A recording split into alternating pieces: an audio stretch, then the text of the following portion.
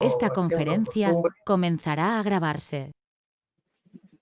como se ha venido empezando a hacer costumbre, pues ya cada martes de nuestro círculo de estudios, esto viene siendo pues para nosotros una nueva normalidad, que es los términos que ahora se están manejando, pero bueno, la intención pues es seguirnos en comunicación. Pon tu cámara, Para mí, Jesús, por por favor. ¿mandé? Pon tu cámara, por ¿Mandé? favor. Pon tu cámara, por favor. A ver, ¿ya? Ya. ¿Ya está? ¿Sí? Sí, ahí Ya estás. está la cámara. Ok. Sí, está bien. Para Perfecto. saber quién está hablando. Ok, gracias. Entonces, les decía que bueno, pues está bien haciendo una nueva normalidad, este término nuevo que estamos empezando a escuchar ya pues en la actualidad con esto de la pandemia. Entonces, para mí es un gusto y un honor participar en este círculo de estudios virtual y compartir pues esta experiencia, y yo espero que sea de su agrado y también de su interés.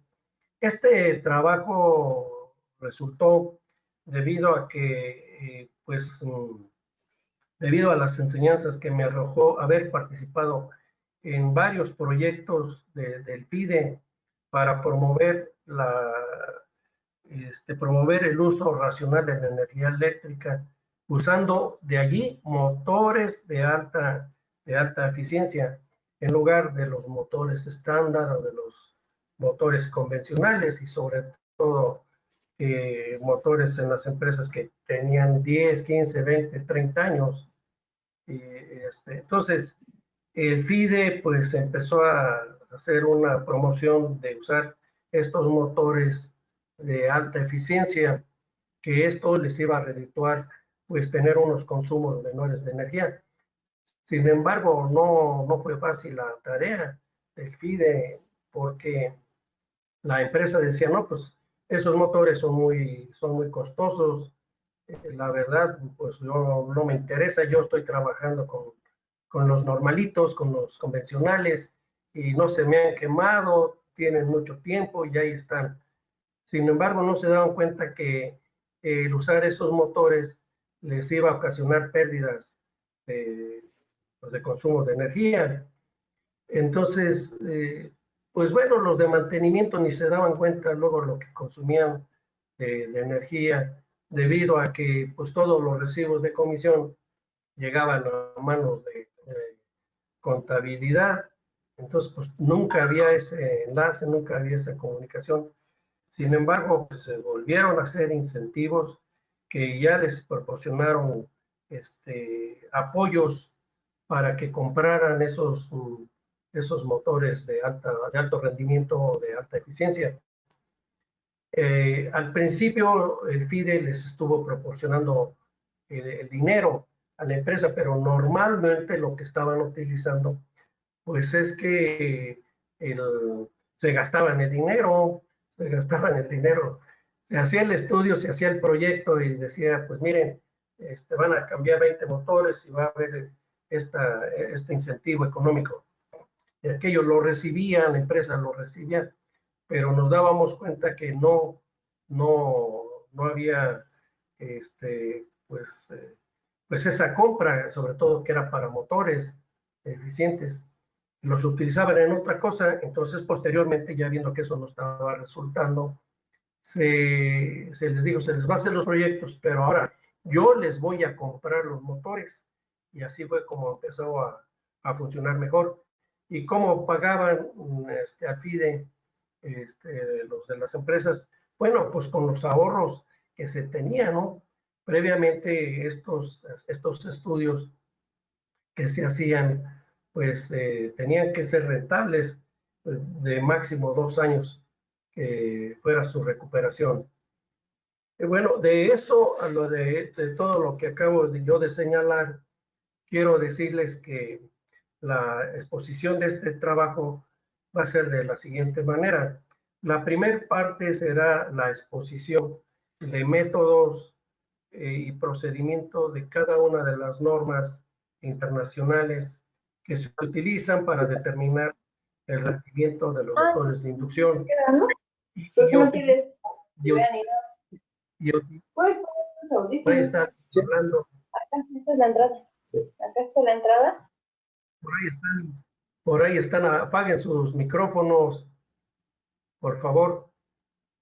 Les decía, para determinar el rendimiento de los motores de inducción, y se está refiriendo a los motores de inducción de corriente alterna, obviamente, porque son los motores que en todos lados los utilizamos, y ya veremos sus ventajas que tiene pues utilizar este tipo de motor. Las normas que vamos a manejar, que vamos a ver, que vamos a revisar, es la IEC, la 634-2-1, la IEEE, la 112, y la IEC, que es la 61972. La primera y la última son europeas. La segunda, la IEEE 12, pues es americana. Quiero hacer mención que aquí no estoy mencionando o no se va a mencionar la NOM 016 ENER de la Secretaría de Energía 2016. No la contemplé, y yo creo que habrá tiempo para que en otra ocasión pues esa norma pues se comente, aunque va a tener muchas variables de las tres que vamos a hacer la exposición. En la segunda parte pues va a consistir en el análisis comparativo de esas tres normas, y para ello pues nos vamos a utilizar unas tablas. Y por último, pues será lo importante ver los resultados y las conclusiones a las que se llegue con estos procedimientos. Entonces, yo quisiera hacer este comentario de que me gustaría que pudieran hacer ustedes las preguntas a través del chat, pero la mayor parte me gustaría que pudiéramos hacer la exposición sin tanta interrupción, para no perderle el hilo aquí a la exposición y realmente nos resulte muy atractiva. Bueno, pues entonces aquí vamos a empezar.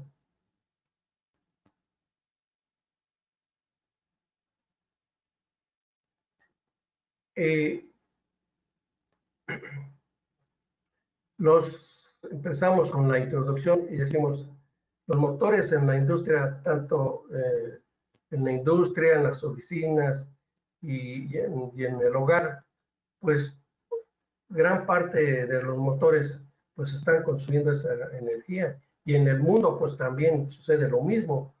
Entonces esos son los grandes responsables de ese consumo, y si ellos son los culpables de ese consumo, pues es que se debe a la conversión de la energía eléctrica a mecánica. Entonces, de aquí, de ese punto, es creo que clave, porque tenemos entonces que buscar mejoras para que esa conversión, hacerla más eficiente, de manera que nos pueda representar pues ahorros en el uso de la energía eléctrica.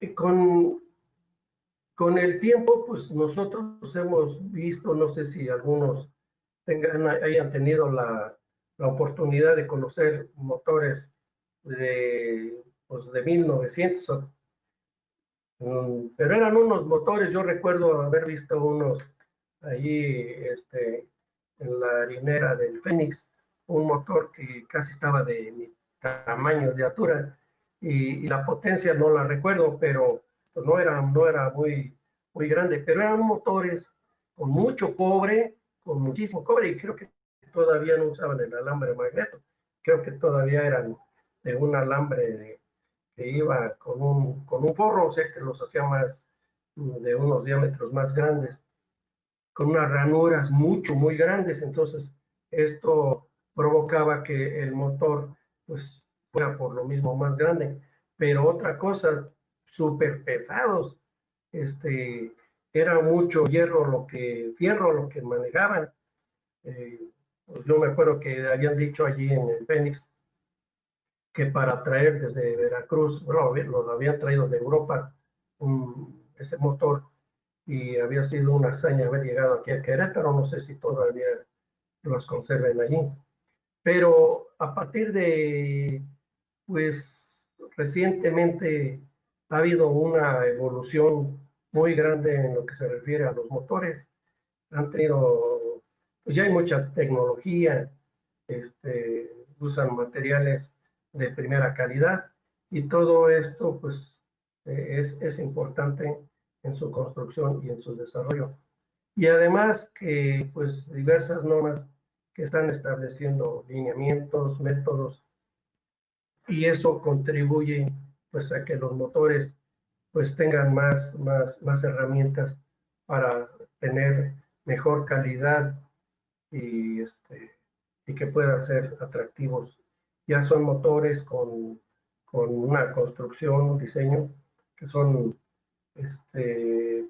pues muy ligeros por los materiales que emplean. Dentro de las eficiencias de los motores que son importantes, hay también algunas soluciones o sugerencias que se pueden utilizar para hacer reducir ese consumo de energía. Primera sugerencia podría ser utilizar motores de alto rendimiento. Esa es una solución. Y otra, pues que tener un motor pues de una selección apropiada, que no sea un motor sobredimensionado, porque pues tampoco eso va a ser una solución. Entonces tiene que ser un motor que además se pueda utilizar con el 75 o el 100% de su capacidad, porque muchas veces utilizan un motor muy grande y vienen utilizando el 50% de su capacidad de motor, y eso viene a repercutir pues obviamente pues en una pérdida. Me ha tocado ver casos de personas que hacen diseño de maquinaria, y esos pues le hacen su diseño porque son ingenieros mecánicos, hacen su equipo, pero le ponen el primer motor que encuentran donde venden ya desecho, y se lo ponen, pero ven que no funciona porque la velocidad del par no mueve la carga que están ellos proponiendo. Entonces se les ocurre, dicen, bueno, si tenía uno de 7,5, vamos a ponerle uno de 15. Estoy exagerando probablemente, ¿no?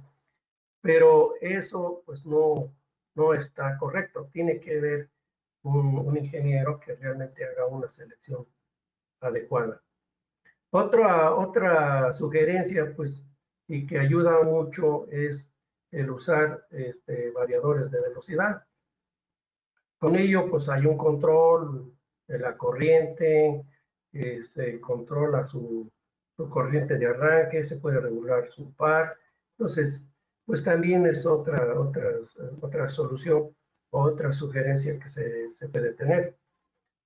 En la optimización de los sistemas en general, bueno, pues aquí yo creo que hay que tener un presente de que hay que pues estar al pendiente de todos los sistemas que rodean a las máquinas, ¿no? Para que estos también nos puedan aportar un ahorro de consumo de energía. Y otro punto que sería el de darle un mantenimiento, darle una reparación a esas máquinas, a esos motores, no dejarlos que se dañen. En cuanto a construcción se refiere, la industria ha podido desarrollar estos motores de alta eficiencia. Hay muchos proveedores, no quiero dar comerciales aquí, pero se dedican realmente a hacer una competencia, decir, no, pues mi línea tiene mejor eficiencia que los otros, y así están todos, ¿no? Pues eso ya lo vamos a ir viendo por qué lado nos vamos a inclinar, qué factores son los que nos van a determinar qué motor es el que tenemos que seleccionar. Precisamente para allá vamos. ¿Qué es un motor eléctrico de alta eficiencia? Bueno, aquí decimos que un motor eficiente es aquel que transforma prácticamente toda la energía eléctrica que se consume en energía mecánica útil en la flecha del motor. Eso es un motor eficiente. Bueno, pero en realidad para hacer esa conversión, pues siempre se van a presentar pérdidas, por lo cual la eficiencia, pues obviamente nunca será el 100%. ¿Quién sabe si nos toque ver motores que tengan el 100%? Yo lo veo muy difícil para mí. Entonces, estas mejoras que se han introducido en el diseño de motores, pues sí ayudan mucho porque pues incrementan su eficiencia, pero también incrementan los ahorros.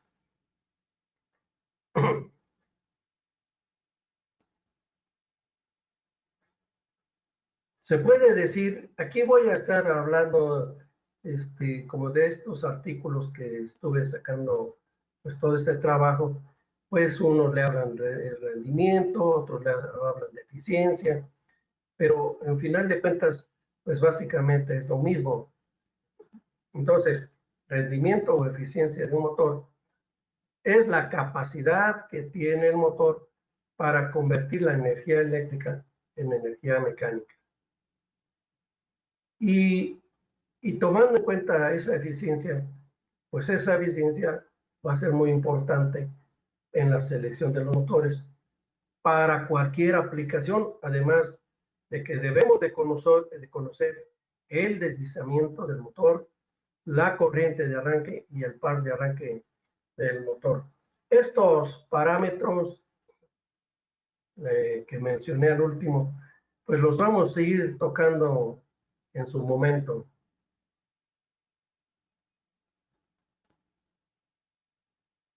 Dentro de las normas internacionales que se utilizan para la medición del rendimiento en motores de inducción, tenemos la IS 63421-2-1. En lo sucesivo le puedo decir la IS 34 para quitar ya el 600. Y es una norma europea. Y la que pues todo el mundo está más familiarizado es con la IEEE 112, que viene siendo una norma americana. Y la otra norma europea, que es la IC, que es la 61972.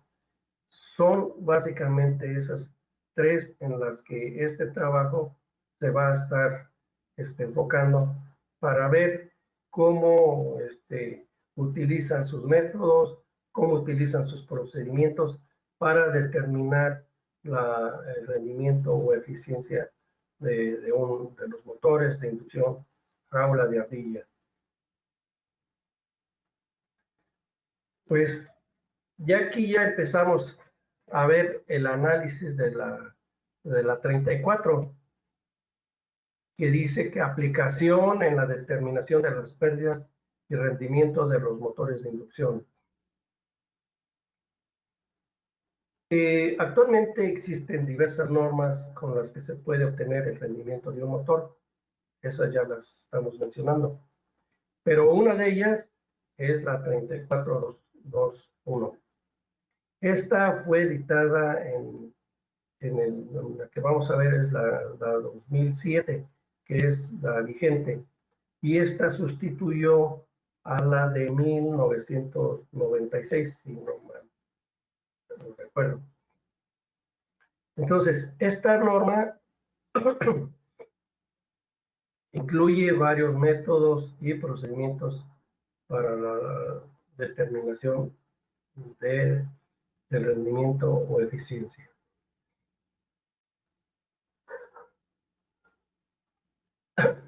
Dejen tomar tantita agua porque con el calorón que está haciendo es agua, ¿eh? No, no vaya a andar. Pero yo creo que ni había empezado nada. Yo creo que les estaba comentando. Para esta norma se analizaron diferentes pruebas o ensayos. Aquí también los autores, algunos mencionan ensayos. Yo normalmente, pues, me recuerdo que todo en la escuela se decía pruebas. Vamos a hacer una prueba de esto, vamos a hacer una prueba del otro. Pero es, al final de cuentas, son sinónimos. Que para obtener el rendimiento del motor en prueba, se realizaron pruebas en 5 motores de inducción. Todos ellos de jaula de ardilla de 1.5 kilowatts, que es aproximadamente 2 HPs. Posteriormente que se hacen esos ensayos o esas pruebas, se hace la comparación entre los diferentes métodos usados en las otras normas. Hacen a ver qué hizo el otro, a ver qué hizo el de frente, a ver, vamos a compararlos y empiezan a tomar, si ven que salieron muy disparejos, pues a lo mejor tienen que tomar otras consideraciones para tratar de acercarse pues a los dos que estaban más coincidentes. Actualmente la IC 34 pues aplica diversos métodos para la obtención de las pérdidas y del rendimiento de los motores. Aquí, al estar hablando de las pérdidas, pues creo que ya nos cayó el 20, ¿no? Porque precisamente estos son los puntos en donde se va a ver las discrepancias, las diferencias de uno y otro método. ¿Cómo obtener las pérdidas? No está sencillo, no está fácil, pero, pero bueno, de algo se tiene que usar toda esta ciencia.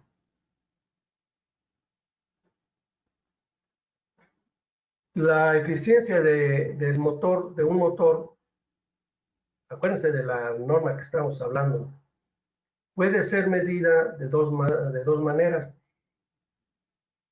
Hace la medición directa y la medición indirecta. La medición directa implica el cálculo de la potencia de entrada.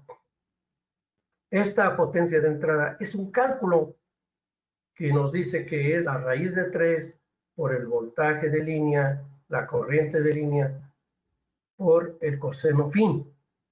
Las unidades que vamos a tener nosotros van a ser en watts o en kilowatts, cualquiera de las dos.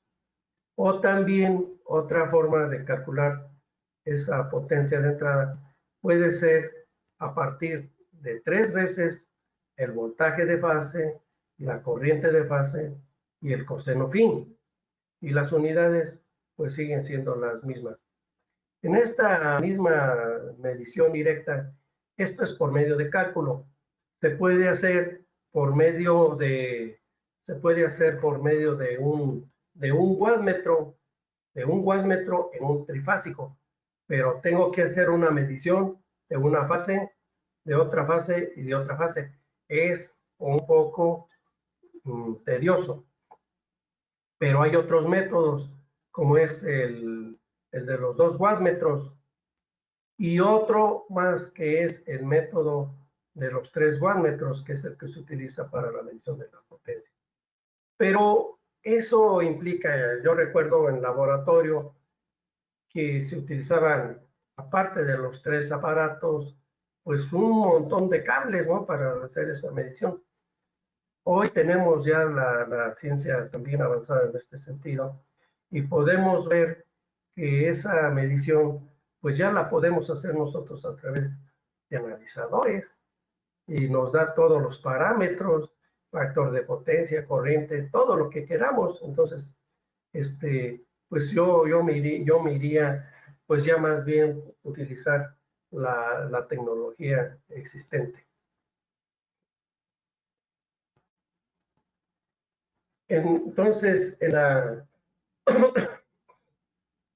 la medición directa, la eficiencia la vamos a tener como la vamos a representar por la letra griega nu, que es la potencia de salida, es la relación entre la potencia de salida entre la potencia de entrada, y esta la vamos a expresar siempre en por ciento. Aquí tenemos nosotros lo que es la potencia eléctrica a través de las conexiones que se hacen de una red eléctrica a la caja de conexiones del motor. Aquí es donde se pueden hacer las mediciones de la potencia de entrada. Y la potencia mecánica o la potencia de salida, que es la que estaría en la salida de la flecha. En la medición indirecta, si se fijaron en el caso anterior, porque esto lo vamos a ver más adelante, todo esto resumen de las tres normas. La anterior, pues nada más hablaba potencia de entrada y salida. Fíjense que, bueno, voy a regresar a la anterior. Una forma de poder determinar pues cuánto es las pérdidas que puede haber aquí es convertir estos HPs en kilowatts. Si sabemos que un HP es igual a 0.746 kilowatts, pues allí tenemos nosotros ya nuestra potencia en kilowatts y podemos sacar nosotros el valor de la eficiencia. O también podríamos conocer nosotros la potencia de entrada. Si conocemos la eficiencia que nos lo dan de datos de placa del motor y la potencia de salida, podríamos conocer nosotros nuestra potencia de entrada. Entonces, pues hay varias formas de calcular todo eso. Entonces, en la medición indirecta sería medir la potencia de entrada y calcular la potencia de salida, considerando todas las pérdidas del motor. ¿Cuáles son esas pérdidas del motor? Estas serían las pérdidas totales. Quiero que se vayan fijando muy bien en la nomenclatura porque esta la vamos a estar viendo muy seguido. Estas pérdidas son en el núcleo. Estas son las pérdidas por fricción y ventilación. Estas son las pérdidas en el cobre del estator, y estas son las pérdidas en el cobre del rotor. Y estas pérdidas que están aquí son las pérdidas misceláneas. Yo recuerdo algunos libros que lo mencionaban como misceláneas. Yo lo conozco también así, lo conozco como pérdidas indeterminadas o pérdidas adicionales, que también va a ser motivo del comentario que vamos a tocar. Y aquí entonces en la medición indirecta, pues ya tenemos que podemos calcular la eficiencia también obviamente en por ciento entre la relación de la potencia de entrada menos las pérdidas totales, que es esto. Así que aquí faltó ponerle aquí su índice. Entre la potencia de entrada. Si se dan cuenta, pues aquí ya hubo adición, y con respecto al otro método, pues seguramente que sí hay una diferencia, se ve clara. Esta prueba, este método, esta norma, propone 3 métodos para la obtención de las pérdidas adicionales. Aquí está el asunto de esto, lo interesante. de esta parte, porque esta norma 34 lo hace, dice, pérdidas adicionales se pueden conseguir a partir de las pérdidas residuales. Fíjense, ya aquí estamos hablando de pérdidas residuales, pérdidas adicionales, que parece poca cosa, ¿verdad? Y parece lo mismo, pero sin embargo, sí hay criterios, pues, que están utilizando en cada norma. Y otro punto, la asignación de pérdidas. Esto también lo vamos a ver más adelante. ¿Cómo asignan? ¿Qué hay que asignarle? ¿Cómo tomamos esa asignación? Y otra que es del ensayo E-STAR. Esta prueba, pues yo la verdad la vi y pues yo no sé si sea muy real, pero pues si fue de laboratorio, pues yo creo que sí es real. Esta no me voy a meter a detalle. También es parecida de los métodos, de los dos parámetros, pero tiene otra situación muy especial que, repito, no lo voy a comentar. Entonces, a partir de las pérdidas residuales, con la prueba en vacío, es decir, el motor sin carga, y con carga, o sea, plena carga, se puede determinar las pérdidas adicionales, que ya los vamos a asignar como PLL. Entonces, a partir de las pérdidas, determinar las pérdidas adicionales a partir de las pérdidas residuales, que es PLT. Es las pérdidas en el estator, perdón, esta viene siendo la potencia de entrada, la potencia de salida, sería potencia de entrada menos la potencia de salida, menos las pérdidas en el estator, menos las pérdidas en el rotor, menos las pérdidas por fricción, o más bien por el núcleo, son en el núcleo, son las pérdidas en el núcleo. Y las pérdidas por fricción y ventilación. Ya tenemos entonces una forma de calcular estas pérdidas residuales. Esta parte nos dice que a partir de pérdidas residuales y el valor del par al cuadrado, se elaboró la siguiente recta. De esto, pues nada más quiero comentar algunos 2-3 detalles. La verdad, nada más quiero comentar que para elaborar esto, es una regresión lineal. Una regresión lineal que son métodos estadísticos en donde intervienen dos variables, una variable dependiente y una variable independiente. Esa variable independiente es, como le llaman, aleatoria, o sea, como que de ahí le puedes poner todos los valores. Y aquí tenemos estas pérdidas residuales a partir de la pendiente de la recta por el par al cuadrado. ¿Cómo se obtienen? Pues realmente esto yo se lo dejaría a las personas que están por allí muy enfocadas a los diseños de experimentos, porque todo esto se hace en laboratorio, y a los de probabilidad y estadística. Que bueno, pues eso ya no pasaron muchos ayeres de esa parte. Pero aprenden, aquí hay que ver que están empleando ellos dos rectas con las aleatorias y la línea roja. Entonces, para la obtención de las pérdidas adicionales, tenemos los siguientes, que para una potencia de 1 kilowatt mayor, igual que dijimos que estos eran las pérdidas en el rotor, tendríamos esta condición. Para cuando es mayor, P2 es mayor que los kilowatts y menor que que 10 kilowatts, que viene siendo, creo que 10 caballos, no lo recuerdo ahorita. Si tienen ustedes allí a la mano, pues más lo dividen entre 346 y sacan el valor.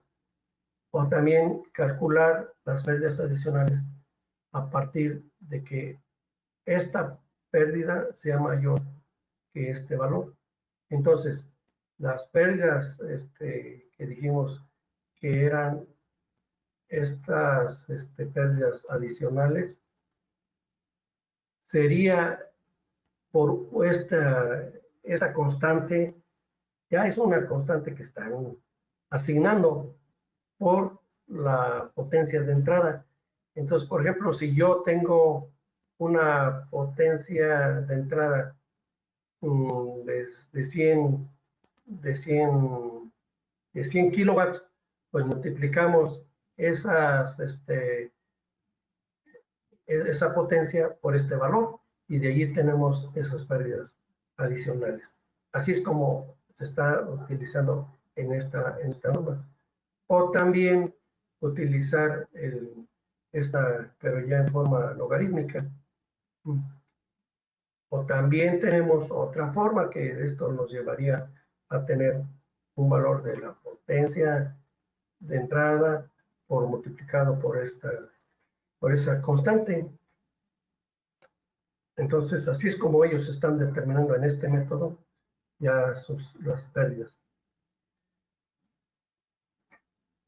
En los motores, pues tenemos nosotros, como ya señalamos, pérdidas en el núcleo. Y mucha de esa energía pues se disipa en el núcleo. Y esto debido a que hay corrientes parásitas y por corrientes de histéresis.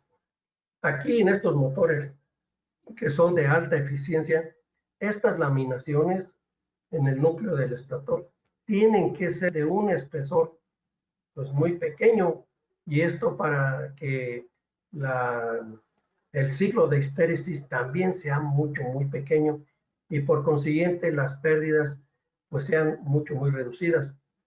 Aquí entre estas laminaciones pues normalmente se pone un aislante. Yo recuerdo que se metía, pues es un aislante así como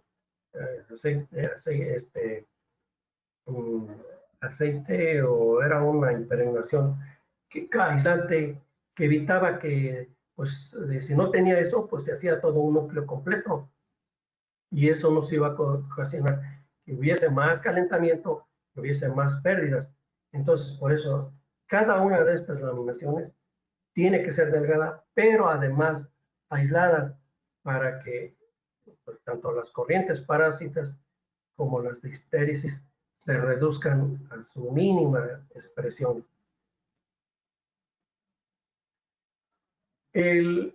Otra de las pérdidas que tenemos nosotros, pues es la de las pérdidas en el estator, que están detenidas por la I cuadrada R, que es un efecto Joule, y cuando decimos efecto Joule, estamos diciendo que es calor. Desde luego que ese calor, pues también nos va a producir una elevación de temperatura, que sobre todo es lo que va a dañar a los aislamientos. Debemos de tener en cuenta que lo que es calor y temperatura son dos conceptos totalmente diferentes. El calor lo vamos a medir nosotros en joules y la temperatura pues, en grados centígrados, pero van aparejados uno con otro. Entonces, con la temperatura va a medir la cantidad de calor que se está produciendo. Y esto se manifiesta, ese calor, por la circulación de corriente que hay a través de los devanados.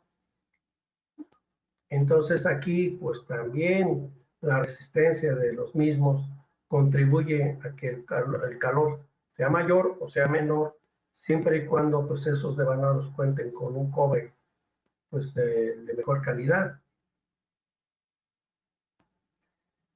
En el rotor también existe un efecto Joule, porque aunque aquí en la figura pues se ve pues plano, existe en su interior unas barras que conforman lo que es la jaula de ardilla. Entonces, esas barras que están cortocircuitadas en los extremos, pues también nos van a producir una corriente sobre esas barras y hay una resistencia, entonces también, pues esto nos va a representar calor. Aquí, en este punto, es muy importante el deslizamiento, porque cuando está trabajando el motor en vacío, pues realmente la corriente es muy pequeña, debido a que, pues como está la velocidad del rotor muy cercana a la velocidad del campo, la relación que hay entre la velocidad del campo y la velocidad del rotor, pues es pequeña, entonces el deslizamiento pues es muy pequeño, por lo tanto la FEM inducida en las barras del rotor va a ser muy pequeño y solamente va a producir la corriente necesaria para que pueda darle el par al motor, al rotor, y pueda trabajar el motor. Pero cuando tenemos nosotros un deslizamiento muy grande debido a que le estamos aplicando carga en la flecha del motor, pues entonces allí lo que va a ocurrir, pues ya hay una diferencia entre el campo magnético del estator y la velocidad del rotor, por lo cual entonces tiene que haber más velocidad del campo con relación a las barras del rotor y va a producir una FEM mucho más grande. ¿Para qué? Pues para que produzca más corriente en las barras del rotor y por consiguiente haya un par mayor que pueda mover esa carga.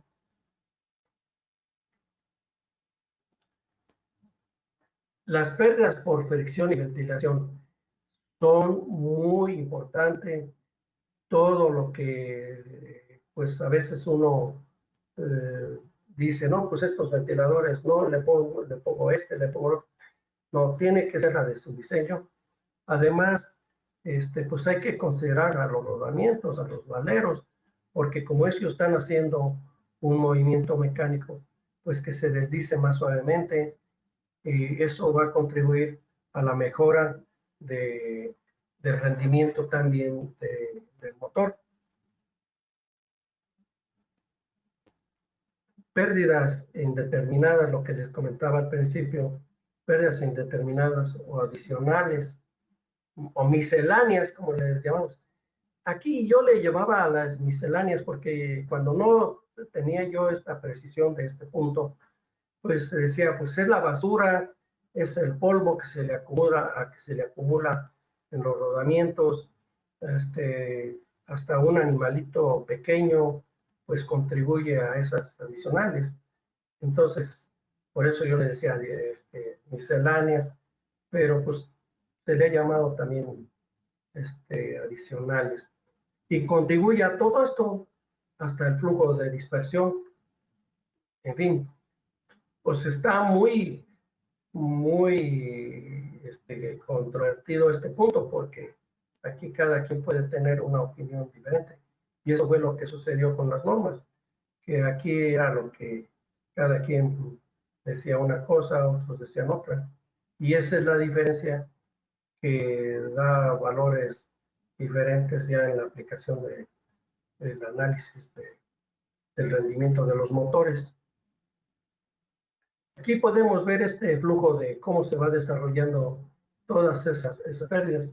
Aquí tenemos nuestra potencia de entrada, pues lo vemos ya en una cantidad grande, pero en el proceso va habiendo pérdidas en el cobre del estator y ya se disminuyó de esta, ya se disminuyó. De estas pérdidas en el núcleo ya hubo otras pérdidas que se perdieron. Entonces ya quedó de esa potencia de entrada, pues quedó esto. Pero aquí está la potencia del entrehielo.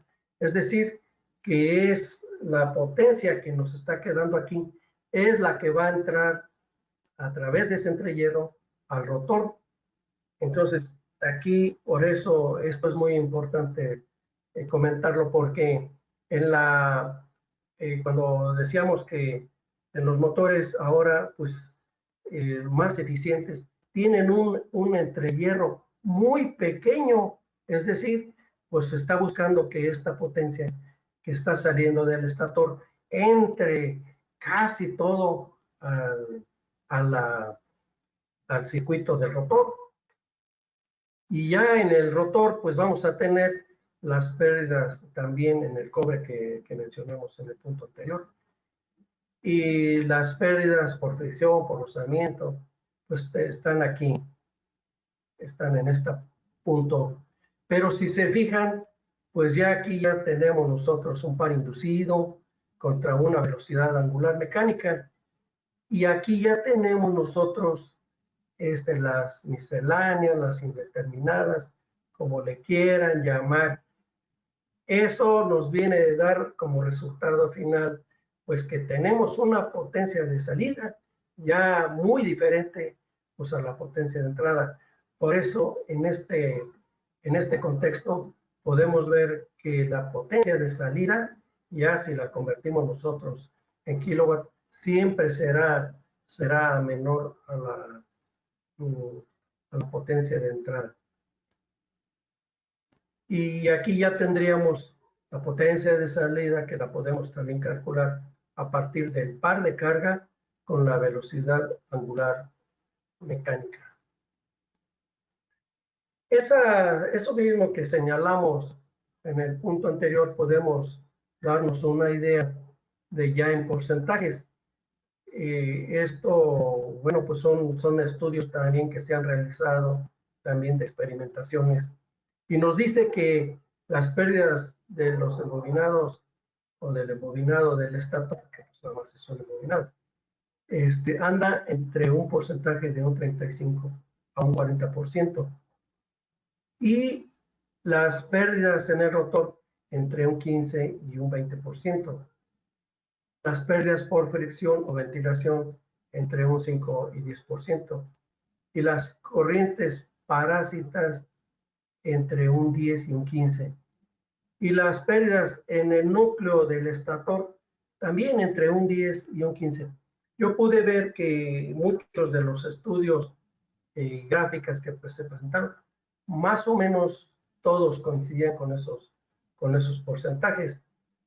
Si podemos darnos cuenta, pues nos estamos dando cuenta que entre las pérdidas del estator y del rotor, pues está todo la clave. Sin embargo, ya en los análisis de las normas no descuidan esto, ellos le dan mucha importancia a esta parte. Yo diría, pues ya con esto es más que suficiente para determinar el rendimiento del motor. Sin embargo, pues no es así. Pues entonces, ahora ya en la IEEE, en la 112, la B, esta pues es la que, pues a mi manera de ver, es la que tiene más aceptación para los fabricantes de motores, pues, utilizan, pues creo que es la que más la utilizan, y la misma norma 016 de la ENER, pues también se inclina mucho para esta norma.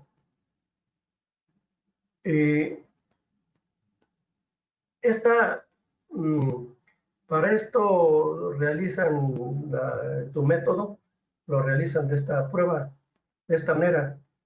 Prueba o ensayo para mí es exactamente lo mismo. Térmico a carga nominal. Dice, el motor trabaja a carga nominal o a plena carga hasta alcanzar la temperatura específica. Esa temperatura específica del motor y está basada a que el motor debe de estar trabajando a plena carga y no debe variar más de 1 grado centígrado en un periodo de 30 minutos. y cuando se haya terminado de realizar, de trabajar durante ese tiempo, se hace la medición de la resistencia del elevador del estator. Esto es lo que está ya proponiendo la 112B. Y las pérdidas adicionales son obtenidas a partir de la prueba con carga. Se corrigen mediante una regresión lineal, que es lo mismo que les comentaba, que consiste en generar un método que explica que pues ahí debe de haber dos variables. Las correcciones más significativas para el cálculo del rendimiento son nuevamente el deslizamiento, las pérdidas adicionales y el par con que se va a mover la carga, el par que se requiere para mover la carga, y la resistencia del estator en cada punto. Eso de cada punto pues nos va dando, quiero pensar, que la estadística para hacer la regresión lineal. La norma, la IEC, la 61972, tiene también, al igual que todas las anteriores, dos métodos, pero sí presentan algunas diferencias. En la prueba en vacío, o sea, sin carga, realiza una corrección de la tensión en vacío y dos rectas de separación de pérdidas. Miren, esto de la corrección de la tensión, hay una tabla que vamos a ver quién utiliza corrección, quién no utiliza y con qué aparatos y precisión se va a hacer para tener esa corrección. Entonces, yo ahorita nada más lo voy a mencionar, pero acuérdense de esto y ya lo comentaremos cuando se llegue ese momento. En el método 2 se calculan las pérdidas adicionales nominales mediante una función logarítmica. Para el resto de puntos se tiene en cuenta también una relación de corrientes. Ventajas e inconvenientes de la realización de estos métodos. Sí existen diferencias, sí existen diferencias. Pues es obvio, son criterios diferentes, son formas diferentes, son metodologías diferentes, y de allí que traten todos de tratar de empatar.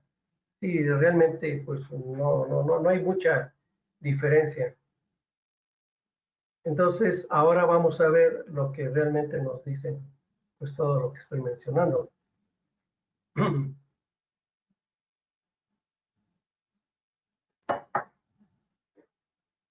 Esta es una comparativa ya entre las normas.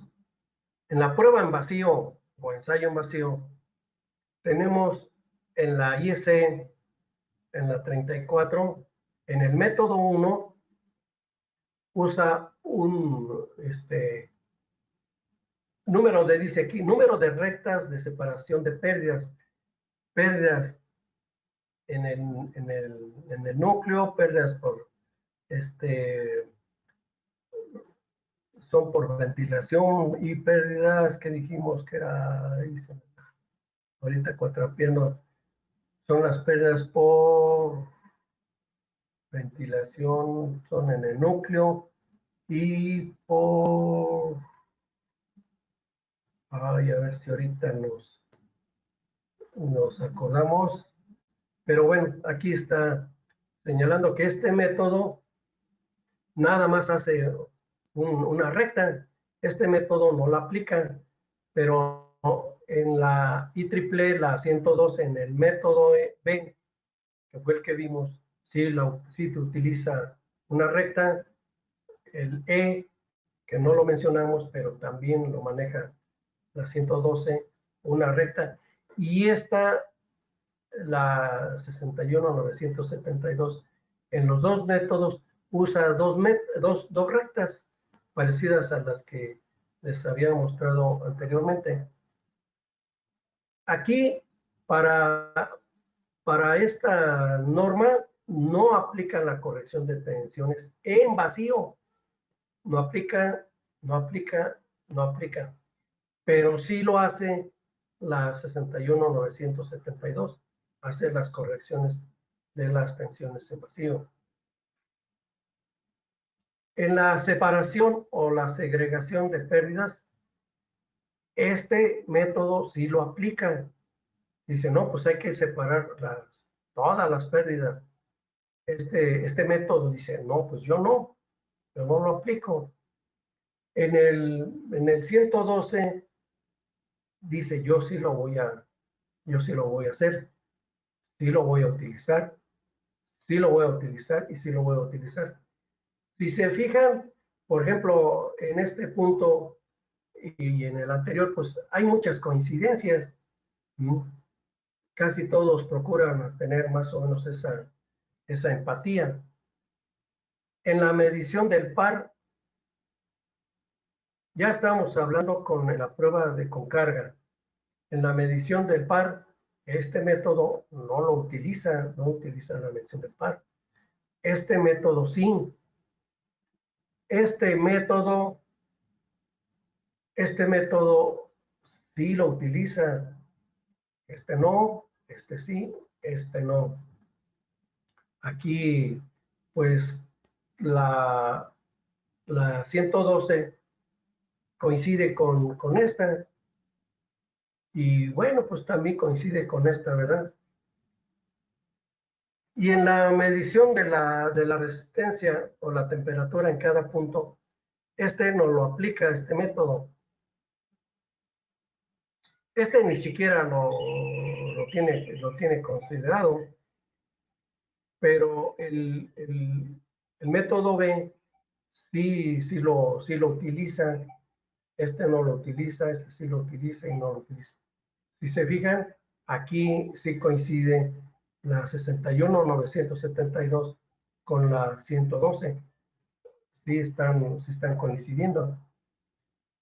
Para el cálculo de la potencia útil o la potencia de salida, tenemos nosotros la potencia que se puede calcular a partir de la potencia de entrada o potencia absorbida, menos la sumatoria de pérdidas en el método 1. En el método 2 vamos a tener que para el cálculo de esta potencia útil o potencia de salida, vamos a tener el par multiplicado por la velocidad angular en radianes por segundo.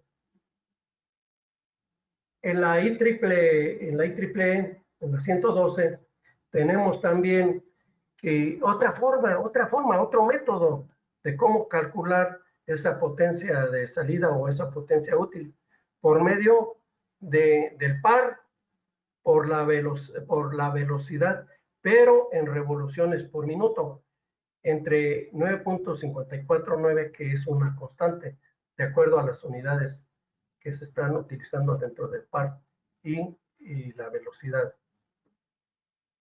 Y este valor del método E que nos da para esa potencia útil, que sería la potencia absorbida o potencia de entrada, menos también la sumatoria de las pérdidas. Este método E sí está coincidiendo con el método 1 de la 34. En el método 1 de la 61972, pues vamos a tener que ese cálculo lo va a hacer por medio de el par por 2 veces el valor de pi entre 60 por n, que está dado en revoluciones, para que esto sea en segundos. Y en el método 2, pues tenemos esa potencia de entrada menos la sumatoria de la sumatoria de las pérdidas. En la misma prueba con carga, pues vamos a tener nosotros el cálculo de las pérdidas adicionales. Vean ustedes cómo ya cambió aquí este rubro. Tenemos nosotros que para ese cálculo está asignado una asignación de 0.5 por la potencia de entrada. Por ejemplo, voy a pensar que yo tengo una potencia de entrada de 1000 kilowatts. Lo multiplico por sería 0.5 entre 100, nos da ese valor, 0.5 por 10 a la menos 3, por los 1000 que estamos hablando. Vendrían siendo esas pérdidas adicionales en este ejemplo que estoy diciendo, serían 5 kilowatts de las 1000 que tenemos aquí.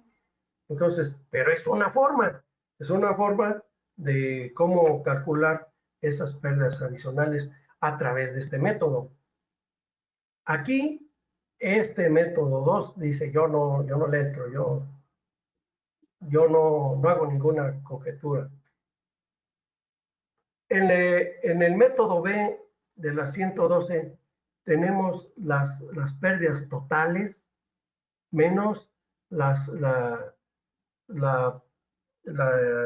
viene siendo esto las pérdidas las pérdidas en el estator menos las pérdidas en el rotor menos las pérdidas en el núcleo menos las pérdidas por ventilación e enfriamiento.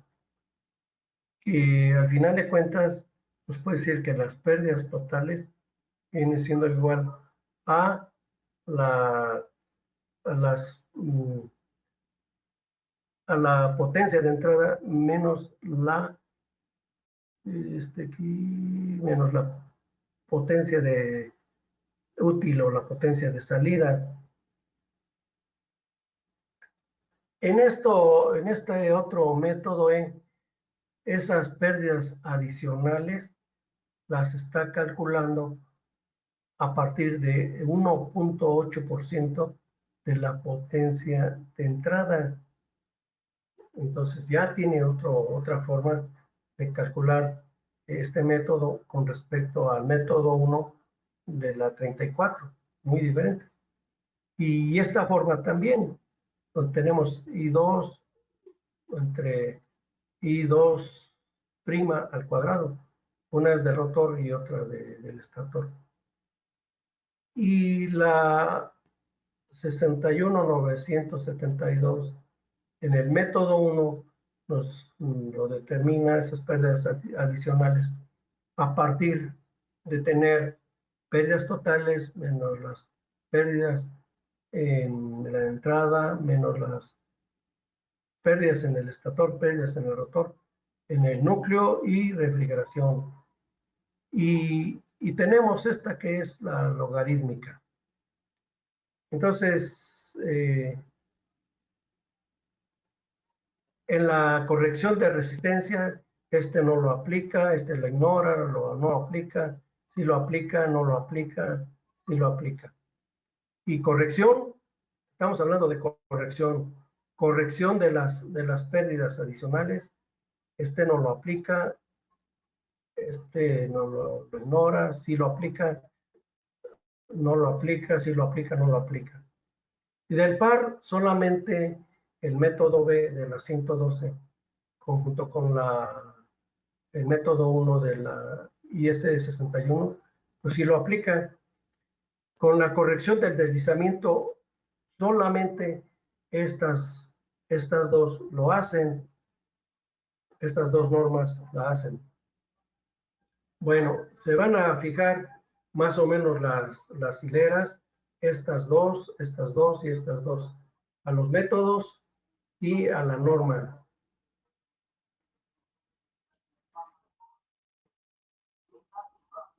Estas son las de la IC, la 34, las de la 112, y la de la 61. Entonces, para el cálculo del rendimiento, vamos a tener nosotros que esa potencia útil o la potencia de salida sería la potencia de entrada. Lo hace igual, casi lo hace igual que todas las que vimos, y aquí hay muchas coincidencias, para no estarlo repitiendo. Lo mismo también acá. También tenemos el cálculo de las pérdidas adicionales. Lo hace de una forma, aquí utiliza esta pérdida adicional a través de las gráficas de la pendiente por el par al cuadrado, y estas formas también que coinciden con las de arriba, ya más o menos hacen lo mismo.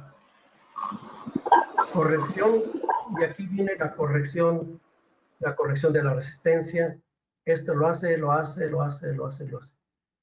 Aquí quiero mencionar que en la corrección de la resistencia, en donde dice sí, ¿se acuerdan que este es de la 600 o de la 34? El método 1 y método 2. En la resistencia,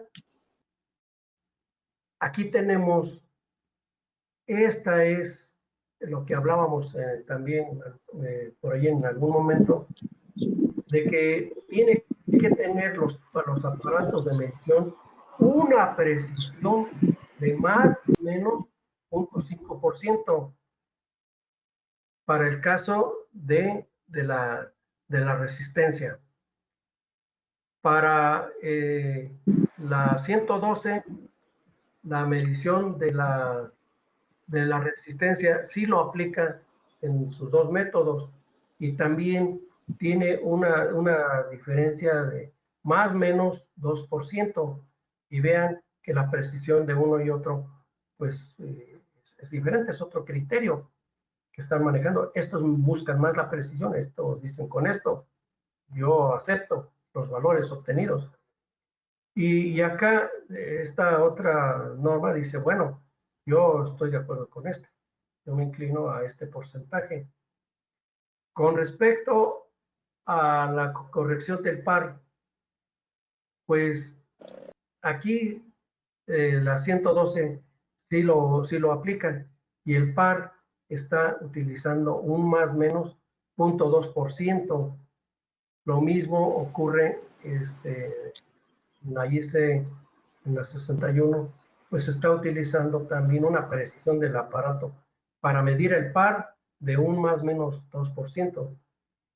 En lo que se refiere a la corrección del deslizamiento, pues este aparato, perdón, esta norma no lo utiliza.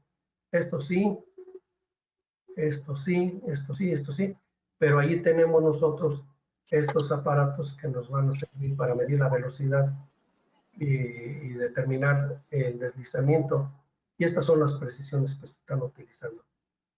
Para la medición de la temperatura, pues tienen estas precisiones que son muy, muy importantes. Entonces, si se dan cuenta, la precisión de los instrumentos de medición que utilizan estas tres normas, pues es vital para la determinación de la eficiencia o rendimiento de los motores de inducción. Las diferencias que tenemos nosotros aquí es de las pérdidas adicionales, pues es que tenemos para el método 1 de la 34 es 0.5% del total de las pérdidas de entrada absolutas.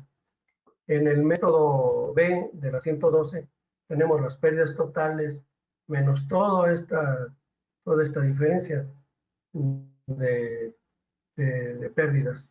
Y acá nos da el método E un valor de 1.8, pero de la potencia útil nominal, no de entrada, sería de salida.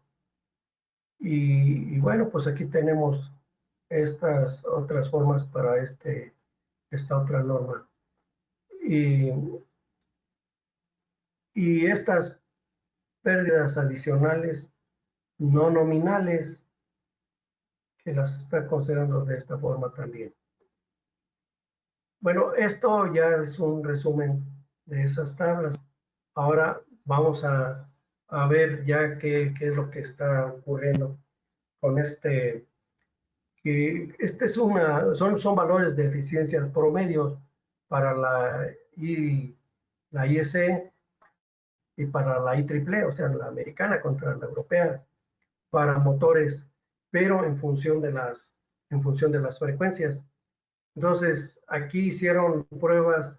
Me voy a ir a una potencia en concreto para explicar, pues, con esta todo lo demás. En este caso, pues tenemos nosotros que se hicieron pruebas a 36 motores en esta norma.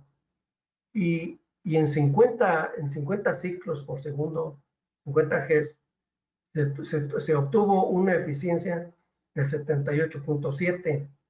De la 112B, también con los mismos 36 motores, pero en la misma frecuencia, se tuvo una eficiencia de 72.2.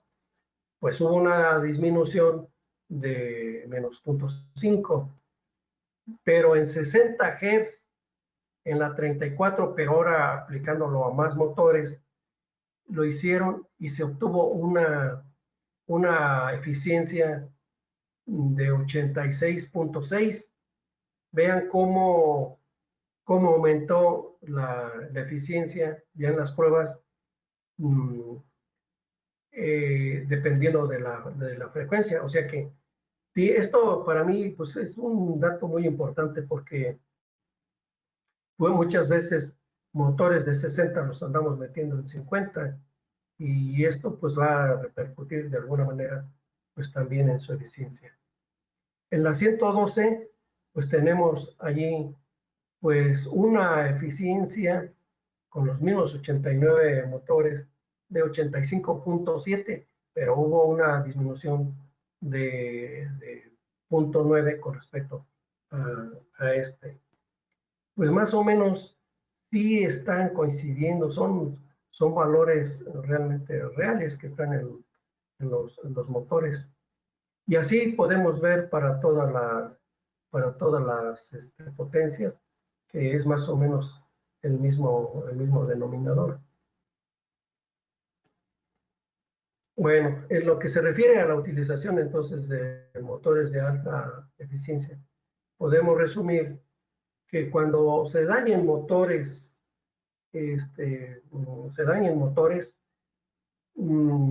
pues lo más conveniente es que se sustituyan y se sustituyan por un motor que sea altamente eficiente. Yo recuerdo haber hecho algunos embobinados de algunos motores y en aquel tiempo, bueno, pues me tocaba, es la verdad, hacerlo a mano. Y si, por ejemplo, decía, pues esta bobina tiene 40 vueltas, por decir un ejemplo, y llevaba ya 25 y me hablaban, se iba contando 1, 2, 3, 4, llegaba a 25, pero alguien me hablaba y le contestaba, y ya cuando regresaba otra vez a terminar de embobinar, pues ya no me acordaba si llegaba a 25 o eran 27 o eran 24. Y eso realmente fue la realidad en los talleres de embobinado, como pues empezó a hacerlo la gente, pues embobinaba, pues contando las vueltas de esa manera. No tenían contadores, no tenían embobinadoras que tuvieran contadores. Entonces allí evidentemente pues que ya hay una pérdida y a lo mejor va a resultar contraproducente porque si el motor que se llevó a reembobinar ya tiene menos número de vueltas como estaba originalmente, pues esto va a tener como consecuencia que va a consumir mucho más energía. Entonces, y si a eso le agregáramos nosotros que le ponen alambre magneto le dan 3 valores, uno de 5 pesos, otro de 10 y otro de 15, dicen, deme el de 5, así que pues, es lo mismo. Pues vamos a aumentar más su ineficiencia y por consiguiente, pues vamos a aumentar más las pérdidas. Eso no se debe de hacer. Ya cuando Bueno, hoy en la actualidad, pues ahora rembobinar un motor resulta mucho más caro. Entonces, pues ya yo creo que es más conveniente estar usando ya un motor más eficiente. Pues como habíamos mencionado en algunos puntos, la utilización de los motores de alta eficiencia, pues utilizan, obviamente, pues son aceros con mejores propiedades, con mejores tecnologías. Hay una reducción de la distancia del entrehierro, también a lo que mencionábamos. Un incremento en las longitudes de los núcleos, embobinados de mayor calidad del cobre, utilización de ventiladores y sistemas de enfriamiento más eficiente. Esto es muy importante en el diseño de todos los motores de alta eficiencia o de alto rendimiento, porque con ellos vamos a evacuar toda la cantidad de calor que se consume o que se produce debido a todas las pérdidas que mencionamos. Con ello, pues, ¿qué vamos a lograr? Pues tener una mayor vida útil del aislamiento y de los rodamientos. ¿Qué ventajas tienen los motores de alta eficiencia? Son más robustos, están mejor construidos que los motores estándar o convencionales, lo que se traduce en menores gastos en mantenimiento y mayor tiempo de vida. Al tener una eficiencia mayor, se van a disminuir los costos de operación del motor, va a haber menos mantenimiento. Se puede recuperar la inversión adicional en un tiempo razonable, sobre todo si se opera a carga cercana a la potencia nominal o a la carga nominal. Esto debe de ser muy importante. Allí tenemos una gráfica en donde se puede ver que sí, efectivamente, un motor de alta eficiencia, pues es más caro, pero a la larga, y no a la larga, sino yo diría que ya a corto plazo, ya en la actualidad, se pueden lograr ahorros que se puede ya recuperar esa inversión debido al motor que se compró. Conclusiones. Bueno, todos los resultados experimentales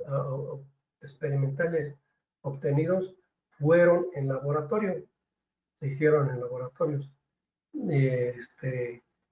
Después de realizar las pruebas de 3 motores de inducción trifásicos en jaula de ardilla de 1.5 kilowatts, de acuerdo a las normas internacionales, con los métodos y procedimientos de cada una de las normas, son descritas a continuación. Aquí podemos ver nosotros en esta gráfica que nos presentaron, pues que, por ejemplo, aquí tenemos nosotros que en este método 2 de esta norma, estas pérdidas en el núcleo son estos están en watts, son 76.67. Las pérdidas por refrigeración, ventilación, 30.18. Estas pérdidas que son las de el estator, son las pérdidas en el estator, nos estarían arrojando 135.73 watts. Aquí vamos viendo esto con esto. En el caso de las pérdidas en el rotor, pues sería este valor de 66.24. Pero las pérdidas adicionales serían de 6.55. Si se fijan, pues la mayor parte de las pérdidas estuvieron aquí, aquí, luego aquí, luego aquí, y por último en esta parte. ¿Qué nos dice el método 1 de la 61972? Pues hay una coincidencia. Hay una coincidencia, y es que estos son en el núcleo Y hay que recordar que como se están aplicando a tensión nominal, pues esas pérdidas, mientras se esté aplicando el voltaje nominal, esas pérdidas no van a variar, por eso están casi constantes. De hecho, deben de ser constantes y la tensión no se varía. Tenemos las pérdidas por ventilación, refrigeración de 30.18 watts, que coincide con esta. Esta coincide también con el método 2. Aquí varía en este método, en este tipo de pruebas con este motor. Y esto lo hizo la Siemens. Esto sí lo aplicó aplicando esto sí es un estudio real. Entonces, ellos obtuvieron 76.24 watts, pero obtuvieron unas pérdidas adicionales de 41.19.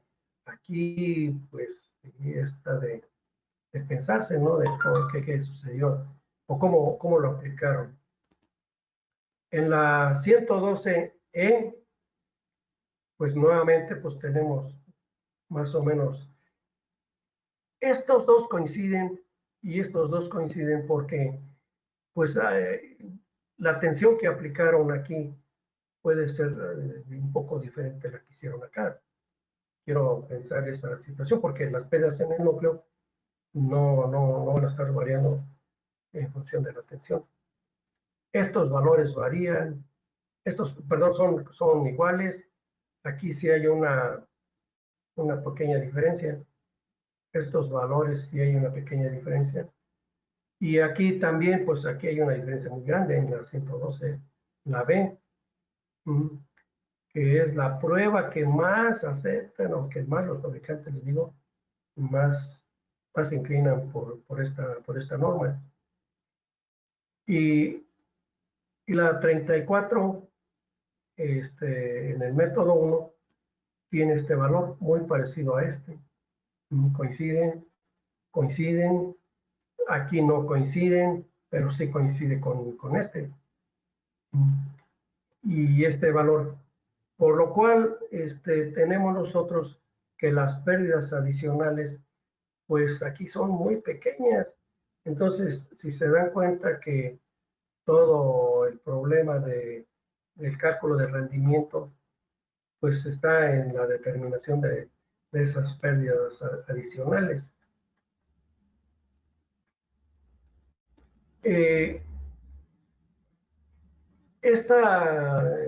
Siguiendo con el mismo motor, tenemos el método ya arrojado ya en rendimiento en porcentaje, pues tenemos que este método 2 de esta norma nos arroja un 82.073% del mismo motor que estábamos hablando. El método 1 nos da una eficiencia del 80%, 80.165. El de la 112 nos da una eficiencia de 80%, 80, bueno, es 80.8. Y los de la 34 en el método 2 le da por todos sus procedimientos con el mismo motor una eficiencia de un 79% contra el método 1, que es del 82%. Aquí, pues, a ver, yo quisiera preguntarles, ¿qué método utilizarían ustedes o en cuál confiarían?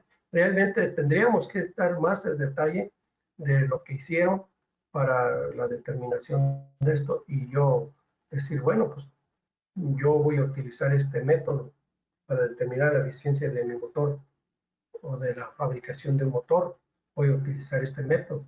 O a este por ser americano, pues se le da mucha publicidad, pero la verdad, pues no sé por qué, si yo veo que todos los demás tienen la misma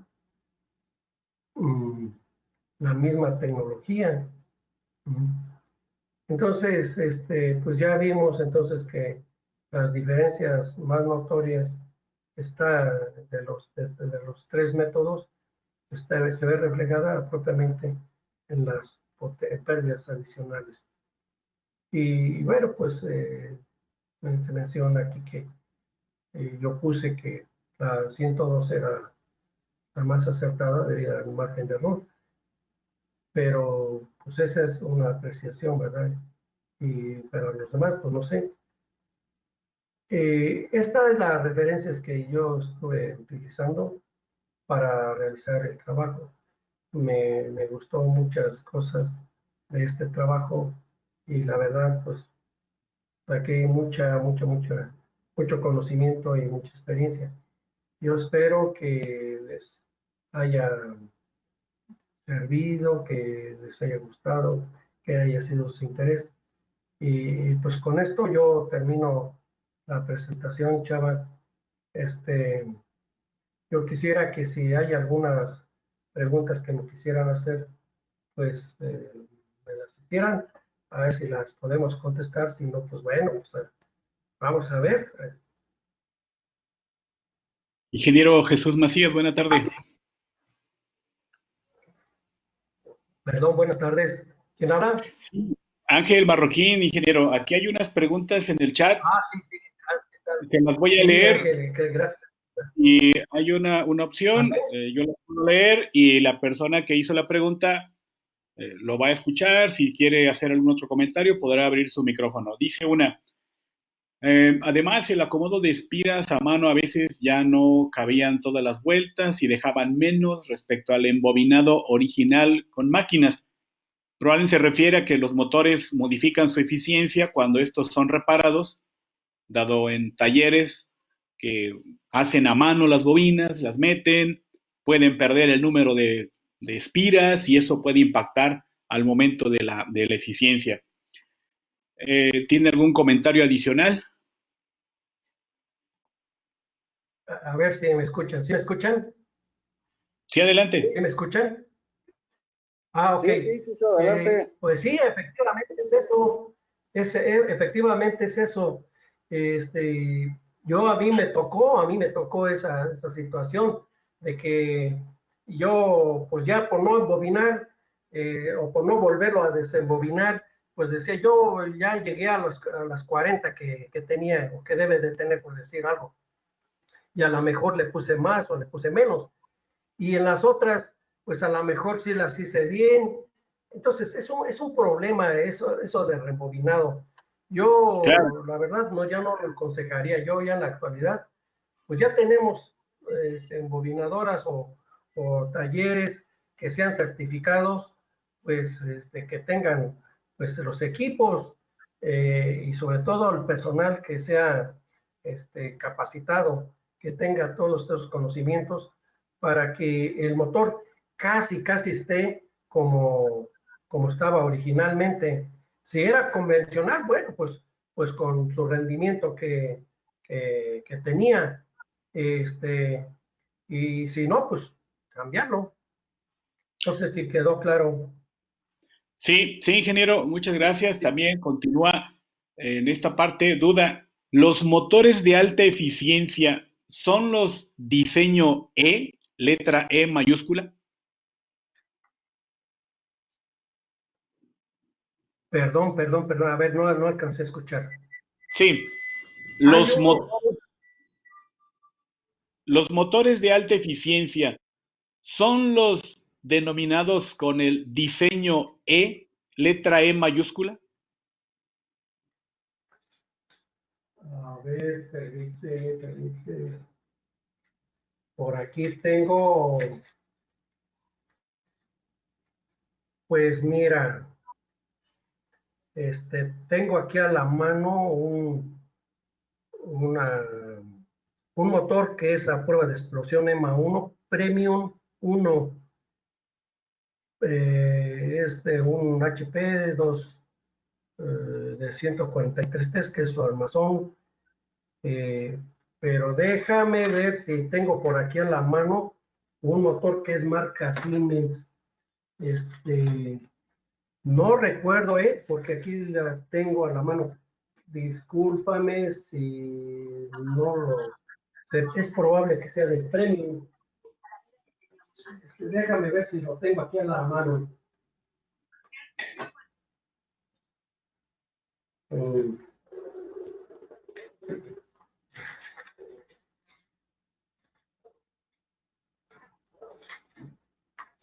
No, Ángel, no lo tengo. Es probable que sí, pero dice alta eficiencia. Allí debe de, y con lo, yo creo que, mira, muy fácil de ver esto para no confundirlos y que no quedar mal con ustedes. Porque yo tenía aquí ahorita unos motores que eran de alta eficiencia. Pero pues en su dato de placa, luego la eficiencia debe de andar arriba de los 86, 88%. O sea, eso te da luego la pauta de si es, algunos dicen premium, otros dicen de alta eficiencia. Ahorita ese dato no lo tengo aquí, Ángel. Okay. Una disculpa. Perdón, Sí. Pero es eso. perdón, soy Jorge Ugalde y yo hice la pregunta. Ah, ok. Sí, sí, Jorge. A No, ver, pues Jesús, no lo tengo a la mano porque tenía yo un catálogo, ¿no? Pero no, ya no lo tengo. Aquí a ver, a la mano de los marcas Siemens y tenía otros también. Sí, dime, Jorge. gracias, Jesús. La duda está en que en la NOM 001-2005, en la tabla de ampacidad de motores, había dos columnas. Ampacidad para los motores diseño B, C y D, y otra columna de ampacidad de los motores E. Entonces, siempre se dijo que los motores diseño E eran muy bien hechos, muy fregones, con ciertas características especiales que no me las sé. La norma 2012, y no sé en qué año en el NEC, desapareció la columna de motores diseño E y por ahí en algún lugar supe que ya no se fabrican en Estados Unidos. Por eso era la duda si de lo que estamos platicando de alta eficiencia eran los E o no eran los E. A ver, Jorge, yo tengo una duda de tu pregunta. ¿Es diseño NEMA? Sí, por supuesto. ¿Por qué diseño NEMA? Hay diseño NEMA, A, B, C, D, y todos ellos tienen, sí, efectivamente, y se utilizan, cada uno de ellos tiene una diferente aplicación, Jorge. Entonces, Sí. si te pregunto, ¿es de la letra de diseño A, B, C, D, E? Porque efectivamente la E ya no se utiliza. Exacto. Entonces, eso si es diseño A, B o C, eso es con respecto a la corriente, al par de arranque, al deslizamiento que tiene cada motor, y eso nos da una pauta a la aplicación que se debe tener en función de ese diseño que se llama también diseño NEMA. Correcto. ¿A esa letra te referías tú? Correcto. Todo lo de la NOM 001 que viene del NEC es NEMA, Estados Unidos. Allí no entra Europa y EC. Hasta ahí. Entonces, ya no hay motores diseño A. Hace años que dejaron de fabricarlos. Ahorita solo hay B, C, D y hubo E. Tú acabas de decir, ya no hay E. Pero mi duda es si los E son estos que se están comentando caros de alta eficiencia. Esa es mi duda. No, Jorge, no, eso no tiene que ver. Esto que estábamos mencionando con esas letras, no para nada. Están especificados nada más de premium, alta eficiencia, y tienen su designación. Eso del diseño depende, eso es otra cosa que pues a lo mejor luego después lo voy a comentar. Es de respecto a su aplicación, porque allí dependiendo de esos diseños, depende su deslizamiento, su par de arranque, y su par, pero no la eficiencia, Jorge. Ok, gracias, Jesús. Ándale, Jorge.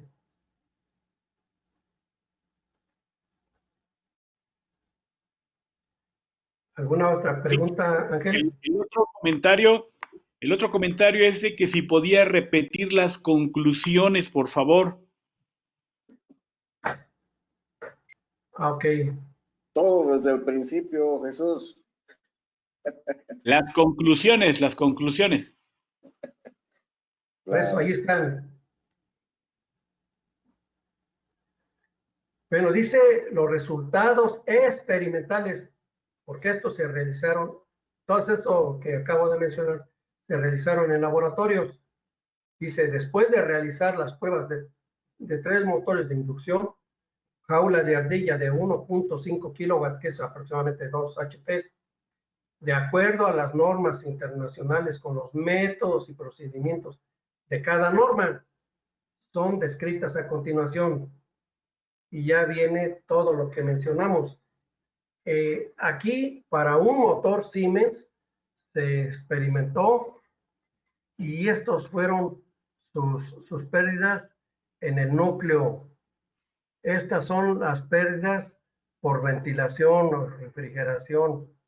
Estas son las pérdidas en el estator. Estas son las pérdidas en el rotor. Y estas son las pérdidas adicionales.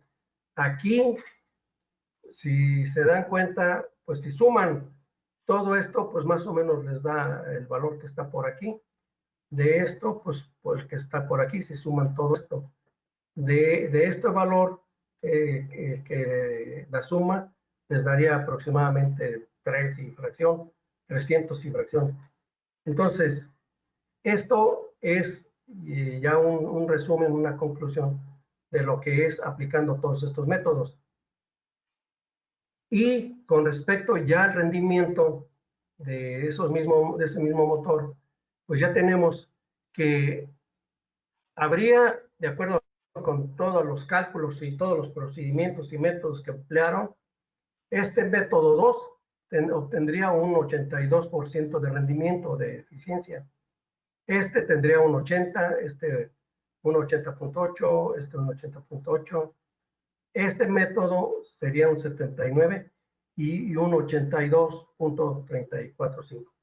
Estos son, ya en resumen, las eficiencias o rendimientos que se tuvieron de esas pruebas que se hicieron anteriormente.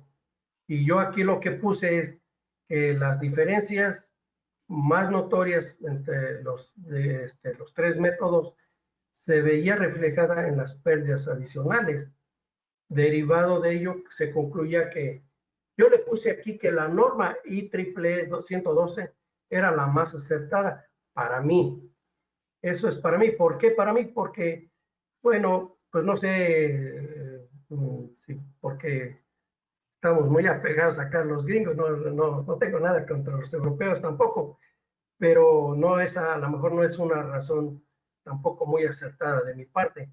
Pero, por ejemplo, la ENER, la 016, pues acepta a esta IEEE, pero sobre todo yo veo que muchos proveedores, Siemens y todos los que se les ocurra, casi toda su determinación de sus rendimientos, de sus eficiencias, las hacen a partir de la IEEE 112. ¿Por qué? Bueno, pues sí, habría que preguntarles, ¿verdad? No sé si hay alguna pregunta que haya quedado resuelto esto. Ingeniero Jesús, buenas noches. Buenas noches. Sí, tengo una pregunta. Sí. ¿Cuál es o cuáles son los parámetros, ¿sí?, que hacen que un motor se vuelva de alta eficiencia en el proceso de su fabricación. ¿Qué es lo que hace que el motor sea catalogado como de alta eficiencia? ¿Será por el valor .9, .95? ¿Cuál es el No, no, no, motor? no, ¿Cuál no es el motor? precisamente eso. Sí, A ver, yo puse esto para esos motores tengan una alta eficiencia, pues la verdad deben de contar con un acero pues de las mejores propiedades magnéticas. Ahí está la clave. Esa es la clave. Otra es la reducción en el entrehierro, porque anteriormente los convencionales tenían un entrehierro muy grande que todo el flujo que se producía en los devanados del estator se perdía a través del entrehierro para entrar al rotor. Entonces, esa reducción hace también pues que los diseños de los motores pues tenga que contar, y de allí pues también ya el costo ya empieza a valer. El embobinado, la calidad del cobre, pues carambas, hombre, pues si tenemos un cobre del más, el más fino, el más de 100% cobre, pues evidentemente que las pérdidas que tengamos debidas a los embobinados, pues se van a reducir, ¿verdad? Se van a reducir, pero también cuánto nos cuesta esto. Evidentemente que eso nos cuesta una lana. ¿Mm? Utilizar ventiladores, rodamientos, todo eso hace una gama y el diseño mismo, pues que el motor cueste más, y eso es lo que le da la eficiencia al motor en su diseño y su manufactura.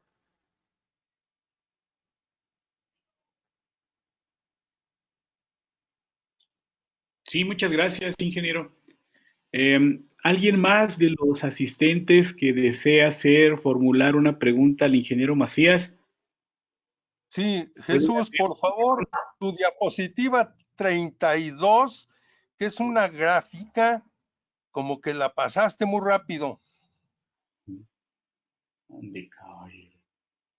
Pues aquí ya tengo la diapositiva 32.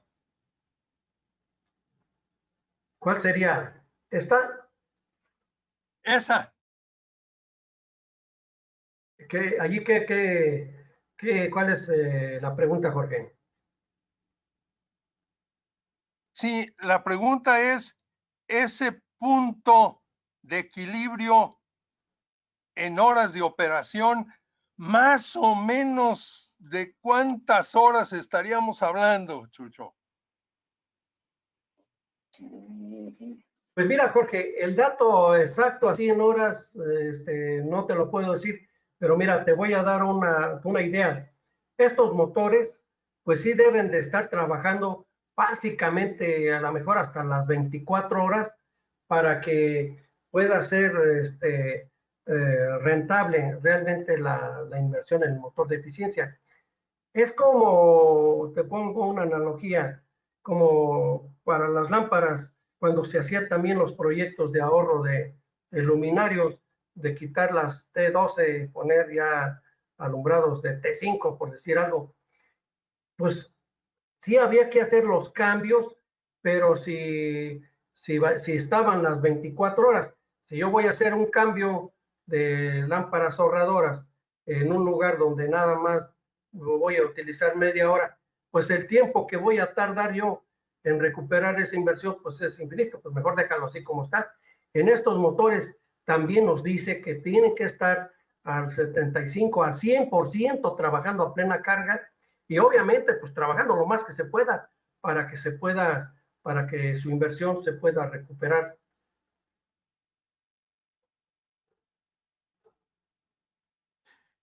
Bien, gracias. Y por último, tus referencias, si las puedes volver a pasar las referencias bibliográficas, Chucho? Gracias.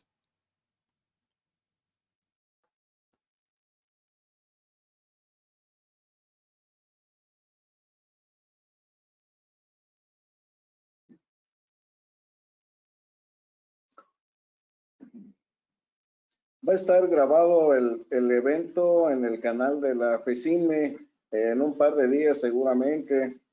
Entonces todo esto pues lo pueden volver a ver allí cuando ustedes gusten.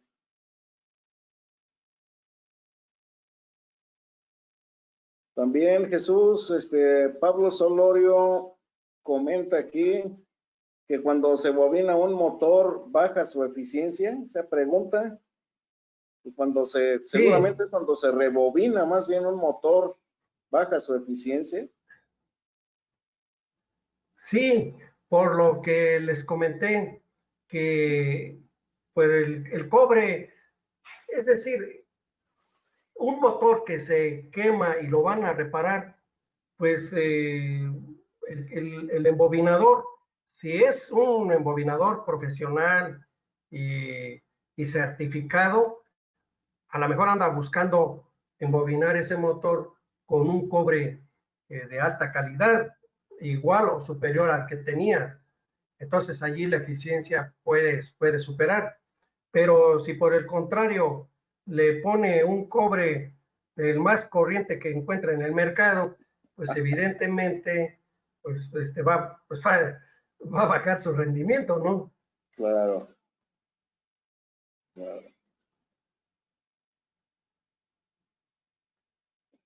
Eduardo García McPherson tiene otra pregunta que estoy tomando este papel que no escucho al doctor, ¿eh? Y si fuera de uso diseño. Además de estas 4 clases de diseños, NEMA acostumbraba a reconocer las clases de diseño E y F, llamadas arranque suave de los motores de inducción.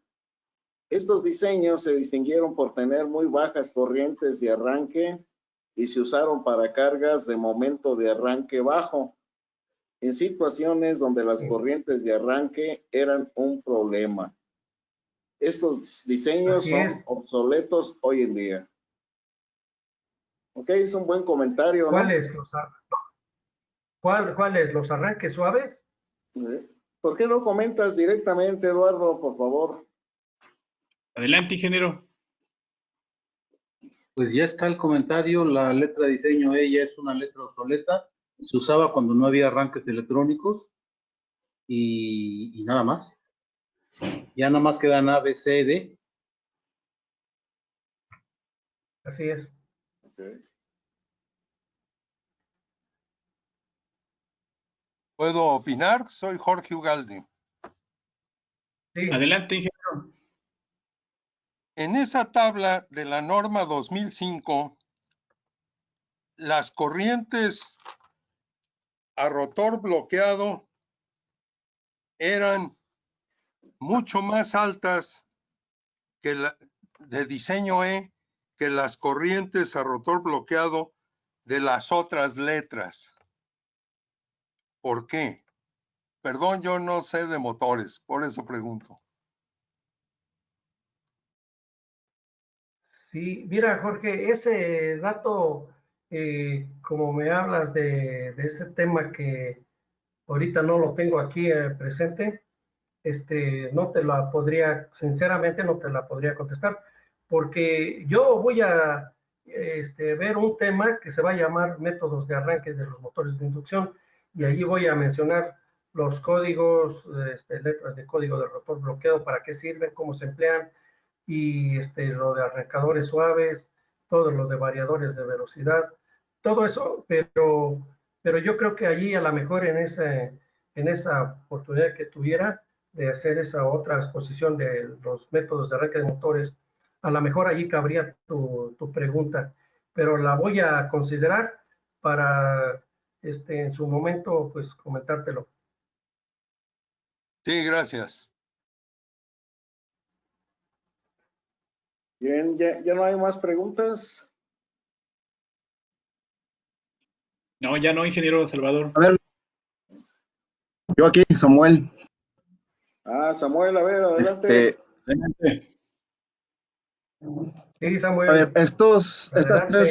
estas tres normas que vimos, la ISC y la IEEE, aplican para una máquina eléctrica ya, ¿son para puros motores o para generadores?